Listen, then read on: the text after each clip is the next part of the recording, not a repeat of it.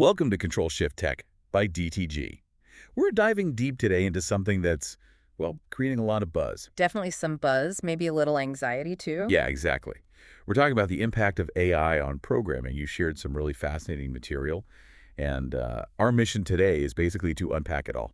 Try and make sense of what it means for how software actually gets made in the future. Precisely. We've got this great piece from O'Reilly, The End of Programming as We Know It, by Tim O'Reilly himself. Yeah, and it's provocative, but his core argument is interesting. He's saying, look, AI is changing things massively, but it's not really the end of programming. It's more an evolution. An evolution, right? A major shift. So we'll dig into that idea, and he brings in some history to back it up. Which is really helpful context. Totally. So the big question we're tackling is, how is AI actually reinventing programming? And maybe more importantly, what does this mean for, well, for everyone listening, whether you're deep in the code or just curious about tech? Right. We need to look at how the programmer's role is morphing, what new skills might be needed. And maybe what new innovations this whole thing could unlock. Okay, so O'Reilly starts with history. He draws these parallels with past shifts. What stands out to you there? Well, the big theme, the recurring idea, is abstraction. Making things simpler on the surface. How so? Think about it. We went from literally wiring circuits, hard to imagine now, Yeah. then to binary zeros and ones, then assembly language, a bit more human readable, but still tough. I feel pretty low level. Very. And then came the higher level languages, Fortran, COBOL, C++A, Java, the ones many of us learned. Each step basically hid the messy details underneath. Okay, so you could tell a computer what to do without getting bogged down in the absolute how at the hardware level. Exactly. You abstracted away the complexity. And then interpreted languages like BASIC came along. That was a big deal for accessibility, wasn't it? Oh, huge. Basic. It really opened the doors. Suddenly it wasn't just specialists in labs, hobbyists, students. Those people in garages. Yeah, it lowered that barrier to entry significantly. And operating systems like Windows and Mac OS played a role too, didn't they? Hiding even more complexity. Absolutely. Think about all that low-level driver code needed just to make a printer or a hard drive work. Stuff we just take for granted now. Completely. Windows, like O'Reilly says, provided that bag of drivers, those Win32 APIs, basically pre-built toolkits. So most programmers didn't need to be hardware wizards anymore. Right. The OS handled it. The complexity was encapsulated. But here's the kicker, and O'Reilly really stresses this. Did this lead to fewer programmers? Not at all. The opposite happened. More programmers, which seems backward, but why? Well, when something gets easier and cheaper to build, like software did, demand goes up. More people wanted software solutions, so you needed more people to create them. Simple economics, really. Right. Makes sense. Then came the web. Another potential end of programming. Right. HTML seemed simple. Yeah, and then no-code tools. Same story. But it didn't kill programming either. Nope. It just changed it. Websites got more complex, not simpler, so you needed specialists, front-end, back-end. Then mobile added another layer. Exactly. Always more complexity, managed by new tools, new frameworks, new specializations. And O'Reilly also mentions this idea of an internet operating system. Big data, cloud, web services. Yeah, think about something like Stripe for payments. Developers don't build that whole system anymore. They just plug into an API. Another layer of abstraction. Right. We're often managing these online services now, orchestrating them. In a way, he argues, many programmers are already managing digital coworkers, these complex systems built by others. Okay, so history lesson learned. New tech makes programming easier, creates new possibilities, and usually leads to more programmers, not fewer, just doing different things. I love the pattern so far. But, the big but, is this time with AI different? That's the feeling, isn't it? These LLMs, ChatGPT, generating code, chat-oriented programming, or CHOP, it feels like it could actually replace people. That's the million-dollar question, yeah. And O'Reilly pushes back, sticking to the historical pattern. He argues these breakthroughs usually democratize computing power. Leading to new kinds of services we haven't even thought of yet. Exactly. And creating demand in those new areas. New expertise needed. So the idea isn't that developers become obsolete.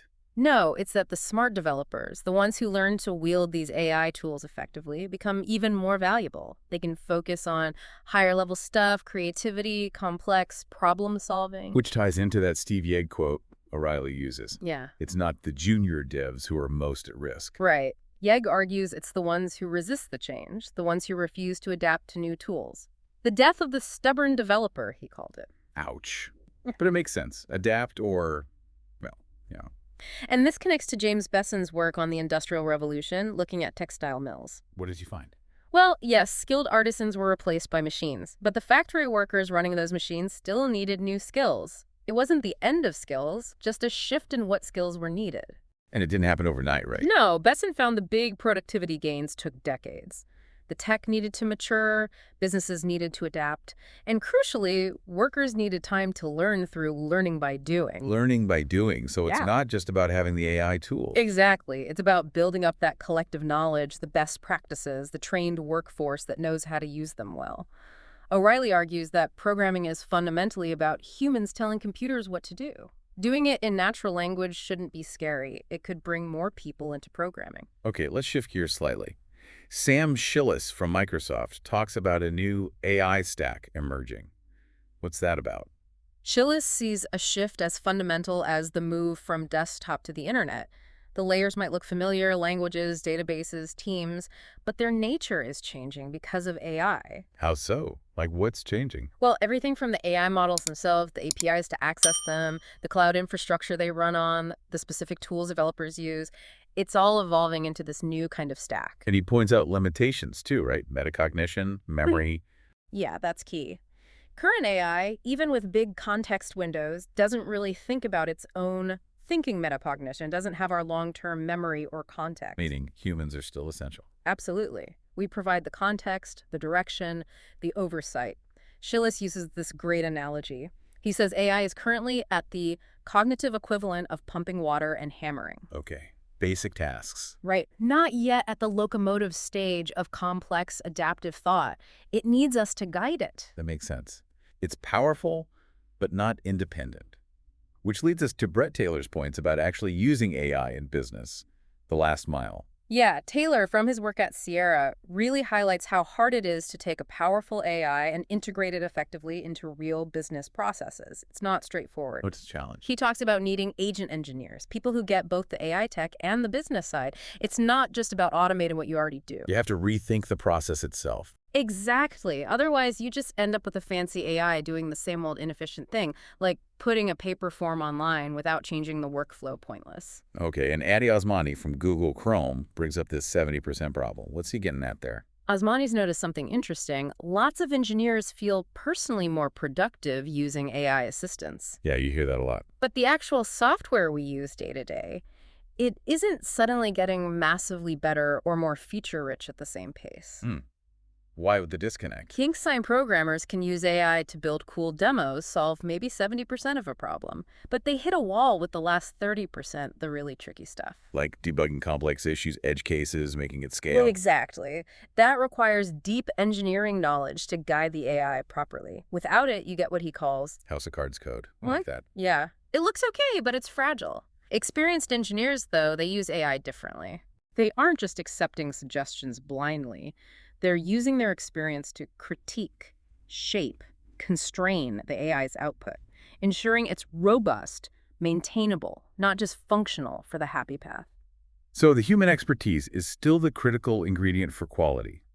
It's a tool, a powerful one, but still a tool that needs wielding. Precisely. Which leads nicely into how people like Chipoyan and Maran Sahami are reframing programming. What are they saying? Chipoyan suggests AI actually clarifies what parts of software development require real thinking. As coding becomes more automated, programming becomes more about arranging ideas, the architecture, the logic. Less about the typing, more about the structuring of thoughts. Exactly. And Sahami echoes this. Computer science was always about systematic thinking and problem solving, not just writing code syntax. Those core skills, logic, design, critical thinking, they remain essential, maybe even become more important. Absolutely. The tools change, the fundamental thinking doesn't. The article also peers into the future a bit. Yeah. AI agents interacting with each other, needing agent infrastructure. That sounds complicated. It does. It's more speculative, but if agents become more autonomous, we'll need rules of the road, protocols, standards. Like, how do they interact safely? How do we know who's responsible if an agent does something? Right. Building that infrastructure systems for attribution, interaction rules, harm mitigation, that's a huge programming and design challenge itself. It suggests more complex work for humans, not less. So, looking at the big picture, The potential for AI to boost productivity seems huge. Immense. Making programmers, say, 10 times more productive could just blow open the possibilities, expand that programmable surface area. If businesses use it right, though, not just for cost cutting. That's the key. Investing in building better services, not just cheaper ones. Simon Willison's experience backs this up. He says AI lets him be more ambitious with projects. Tackle bigger things. Yeah, like in movies. CGI didn't just make films cheaper, it made them visually spectacular in ways impossible before. AI could do that for software quality and capability. And maybe empower a whole new wave of amateur programmers or entrepreneurs. That's a really exciting possibility, too. Millions of people using AI to build things, solving niche problems. Okay, wrapping up, Shyam Sankar from Palantir adds a dose of realism. AI helps prototype, sure. But getting to production-ready software, that still needs serious engineering discipline. Workflow management, handling edge cases, reliability. The non-glamorous stuff that makes software actually work in the real world. Exactly. You need tool chains, feedback loops, all the established practices are still vital. He sees AI freeing up developers to focus more on the business side and maybe letting subject matter experts become programmers with AI help. So his final thought echoes O'Reilly's. Yeah, this isn't the end. It's the start of the next reinvention of programming. So it feels like the clear message isn't replacement, it's transformation. A big one. Definitely. AI looks set to be this incredibly powerful co-pilot, right? Augmenting what we can do. Shifting the focus, maybe. More towards the high-level thinking, system design, understanding the why behind the code. Absolutely. And the key takeaway for listeners, I think, has to be adaptability, being willing to learn these new tools, these new ways of working. Yeah, you can't ignore it. The skills seem to be shifting towards that systematic thinking, guiding the AI effectively, critically evaluating what it produces. Those skills are going to be crucial for programmers, obviously, but probably valuable for almost anyone working with technology going forward. For sure. We've covered a lot, but honestly, it feels like we're just scratching the surface here. Oh, definitely. There's so much more to unpack. So we really encourage everyone listening to think about this more. How does it apply to your work, your learning? What new skills might you need? What possibilities does this open up? And hey, if you found this discussion helpful, if you want to keep up with tech trends, things like web development, testing, DevOps, You should definitely subscribe to the DPG channel. We do these deep dives, tech talks, lots of educational content to help navigate this stuff. yeah, DTG, Dev, Test, Go. Lots of good stuff there to keep you informed. Absolutely. Check it out. Thanks so much for joining us today on Control Shift Tech.